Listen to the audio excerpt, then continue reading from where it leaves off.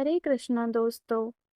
आप सभी को देव उठनी एकादशी की बहुत सारी शुभकामनाएं। आइए हम सभी मिलकर हरि प्रबोधिनी या देव उठनी एकादशी की कथा का श्रवण करते हैं। दिवाली के पश्चात कार्तिक शुक्ला एकादशी को देव उत्थान अथवा देवठान होता है। इस दिन सारे घर को लीप पोत कर साफ करना चाहिए। आंगन में खड़िया मिट्टी और गेरू से रंगोली बनानी चाहिए। आंगन के बीचों बीच या फिर एक ओखली में गेरू से चित्र बनाकर पूड़ी पकवान मिष्ठान बेर सिंघाड़े ऋतुफल और गन्ना उस स्थान पर रखकर एक परात अथवा डलिया से ढक दिया जाता है तथा एक दीपक भी जला दिया जाता है। रात्रि में परिवार के सभी सदस्य देवताओं की भगवान विष्णु सहित पूजा और भजन कीर्तन करते हैं।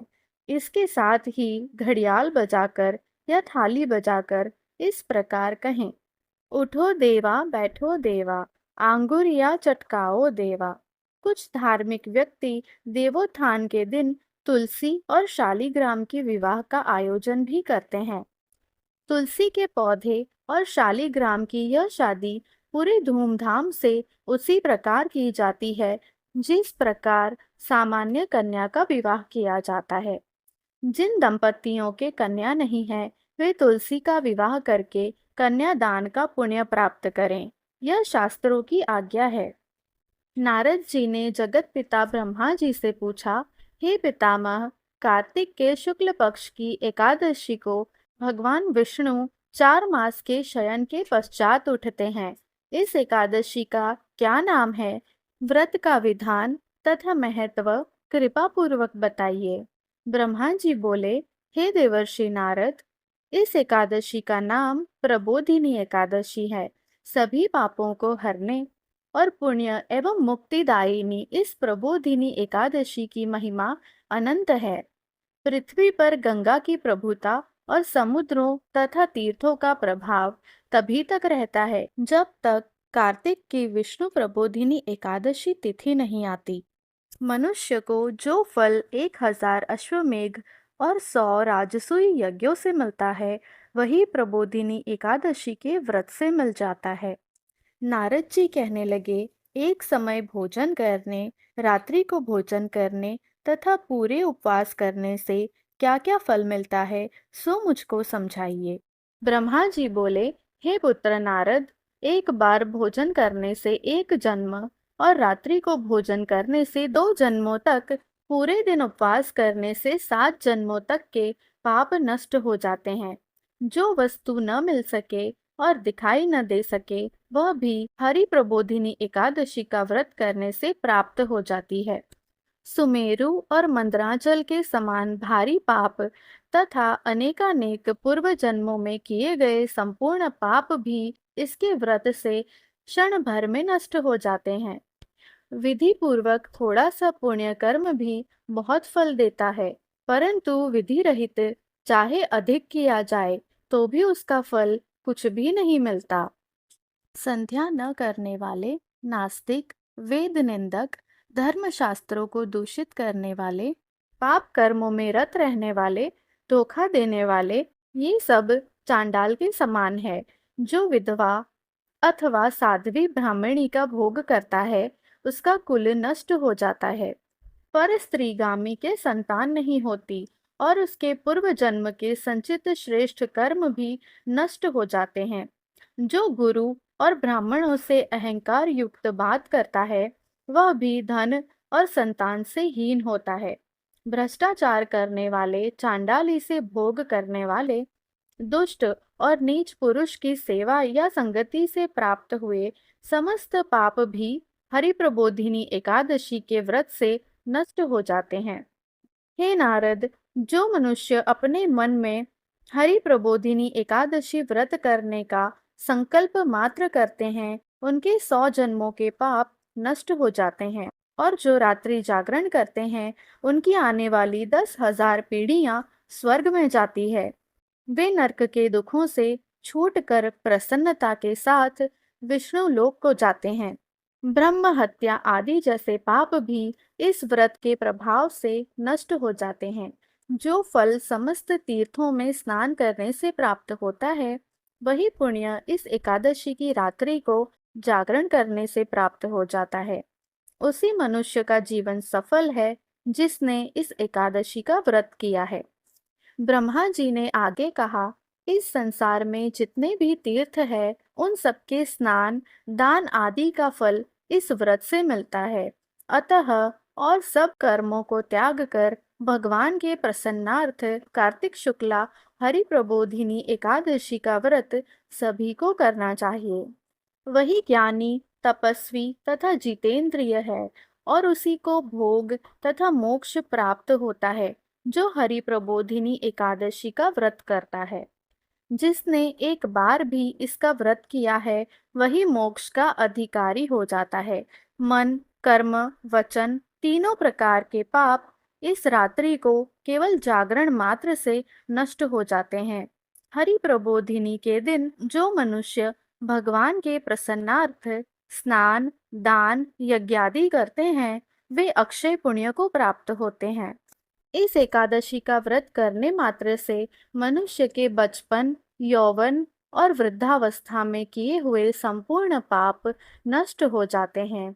इस रात्रि में जागरण करने का फल चंद्र ग्रहण अथवा सूर्य ग्रहण के समय पुष्कर में स्नान करने से 1000 गुना अधिक है। जो मनुष्य हरि प्रबोधिनी एकादशी का व्रत नहीं करते, उनके सब पुण्य व्यर्थ है। अतः हे नारद, तुमको भी विधि पूर्वक यत्न के साथ इस व्रत को अवश्य करना चाहिए। कार्तिक के पूरे मास में धर्मपरायण होकर जो व्यक्ति अन्न नहीं खाते, उन्हें चंद्रायण व्रत का फल मिलता है। हे देवर्षि नारद, अब मैं तुमसे एक अत्यंत गूढ़ रहस्य की बात कहता हूँ। कार्तिक मास में भगवान दान आदि से उतने प्रसन्न नहीं होते जितने श्रद्धापूर्वक शास्त्रों की कथा सुनने से होते हैं। कार्तिक मास में जो भगवान विष्णु की कथा का एक या आधा श्लोक भी पढ़ते, सुनते या सुनाते हैं, उनको 100 गायों के दान का फल मिलता है। अतः अन्य सब कर्मों को छोड़कर कार्तिक मास में मेरे सन्मुख बैठकर मेरी कथा अवश्य पढ़नी या सुननी चाहिए। इस मास में शास्त्रों की कथा कहने और सुनने से 10,000 यज्ञों का फल मिलता है और साथ ही सभी पाप नष्ट हो जाते हैं। जो नियम पूर्वक हरि कथा सुनते हैं, वे 1000 गौदान का फल पाते हैं। जो मनुष्य भगवान की कथा सुनने के पश्चात वाचक को अपनी सामर्थ्यानुसार दक्षिणा देते हैं, उनको सनातन लोक मिलता है। ब्रह्मा जी के ये वचन सुनकर नारद जी ने कहा, हे भगवन, हरि प्रबोधिनी एकादशी के व्रत की विधि तथा महात्म्य विस्तार पूर्वक समझाकर कहिए।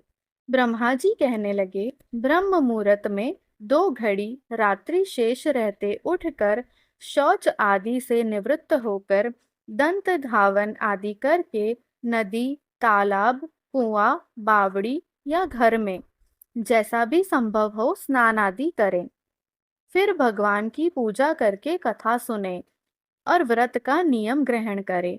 भगवान से विनय करें, हे प्रभु, आज निराहार रहकर व्रत करूंगा, दूसरे दिन द्वादशी को भोजन करूंगा, अतएव आप मेरी रक्षा कीजिए।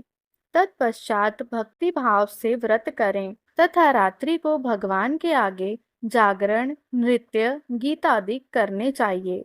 प्रबोधिनी एकादशी को कृपणता त्याग कर पुष्पों, फलों, अगर, धूप, दीप, नैवेद्य आदि से भगवान का पूजन करना चाहिए। शंख में जल भरकर भगवान को अर्घ्य देना चाहिए।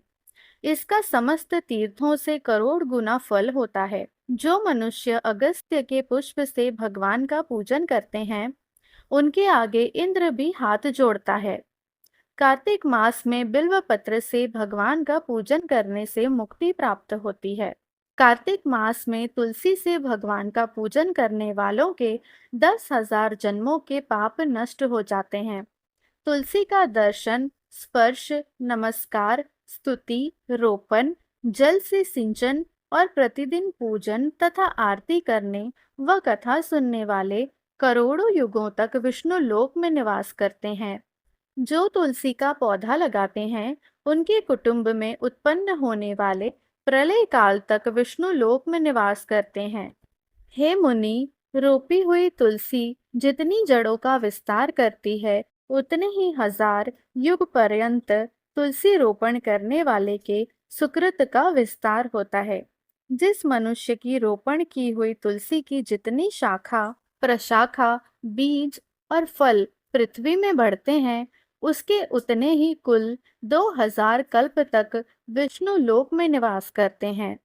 हरि पूजा में पुष्पों के महत्व का वर्णन करते हुए ब्रह्मा जी ने कहा, हे वत्स, जो कदम के पुष्पों से विष्णु जी का पूजन करते हैं, वे कभी यमराज के दर्शन नहीं करते। गुलाब के पुष्पों से भगवान का पूजन करने वाले को मुक्ति प्राप्त होती है। जो वकुल और अशोक के फूलों से भगवान का पूजन करते हैं, वे सूर्य और चंद्रमा के रहने तक किसी प्रकार का शोक नहीं पाते। जो मनुष्य सफेद या लाल कनेर के फूलों से भगवान का पूजन करते हैं, उन पर भगवान अत्यंत प्रसन्न रहते हैं। वे करोड़ों गौ के दान का फल पाते हैं। जो दुब के अंकुरों से भगवान की पूजा करते हैं, उन्हें 100 गुना फल प्राप्त होता है। जो शमी के पत्र से अथवा चंपा के फूलों से भगवान का पूजन करते हैं, वे मनुष्य फिर संसार में नहीं आते। जो मनुष्य केतकी पुष्प भगवान पर चढ़ाते हैं, उनके करोड़ों जन्म के पाप नष्ट हो जाते हैं। पीले और लाल वर्ण के कमल पुष्पों से भगवान का पूजन करने वाले श्वेत दीप में निवास पाते हैं। प्रबोधिनी एकादशी की पूरी रात्रि को जागरण, पूजन तथा कथा कीर्तन के पश्चात प्रातः काल उठकर नदी पर जाएं और वहां स्नान, जप तथा नित्य कर्म करके घर पर आकर विधि विधान पूर्वक भगवान केशव का पूजन करें। द्वादशी को व्रत की समाप्ति पर विद्वान ब्राह्मणों को भोजन कराएं और दक्षिणा देकर क्षमा याचना करें। इसके पश्चात भोजन, गौ और दक्षिणा देकर गुरु का पूजन करें। जो वस्तु व्रत के छोड़ने का नियम किया हो, वह ब्राह्मणों को पर्याप्त मात्रा में दें। हे नारद, रात्रि में भोजन करने वाला मनुष्य ब्राह्मणों को भोजन कराएं और स्वर्ण सहित बैल का दान करें। जो मनुष्य मांसाहारी नहीं है, वह गौ का दान करें। आंवले से स्नान करने वाले मनुष्य को दही और शहद का दान करना चाहिए। जो मनुष्य फलों को त्यागे, वह फलों का दान करें। तेल तथा धृत छोड़ने पर दूध और अन्न छोड़ने पर चावल का दान दिया जाता है। जो भूमि शयन का व्रत लेते हैं, उनको शैया तथा तुलसी सब सामग्री सहित देनी चाहिए। पत्ते पर भोजन करने वाले को स्वर्ण का पत्ता धृत के सहित देना चाहिए। मौन व्रत धारण करने वाले को ब्राह्मण व ब्राह्मणी को मिठाई का भोजन कराना चाहिए। बाल रखने वाले दर्पण, जूता छोड़ने वाले को एक जोड़ा जूता, लवण त्यागने वाले को शर्करा दान करनी चाहिए। मंदिर में दीपक जलाने वाले को तथा नियम लेने वाले को व्रत की समाप्ति पर ताम्र अथवा स्वर्ण के पात्र में धृत और बत्ती रखकर विष्णु भक्त ब्राह्मण को दान देना चाहिए। एकांत व्रत करने वाले को 8 कलश, वस्त्र और स्वर्ण से अलंकृत करके दान करने चाहिए। यदि इतना संभव न हो सके, तो इनके अभाव में जितना अधिक हो जाए, उतना अवश्य दान करें। ब्राह्मणों का आशीर्वचन सब व्रतों की सिद्धि देने वाला कहा गया है, अतः उन्हें सब प्रकार से संतुष्ट करके विदा करें। तत्पश्चात स्वयं भी भोजन करें और जिन वस्तुओं को चातुर्मास में छोड़ा हो, उन वस्तुओं को ग्रहण करने लगे।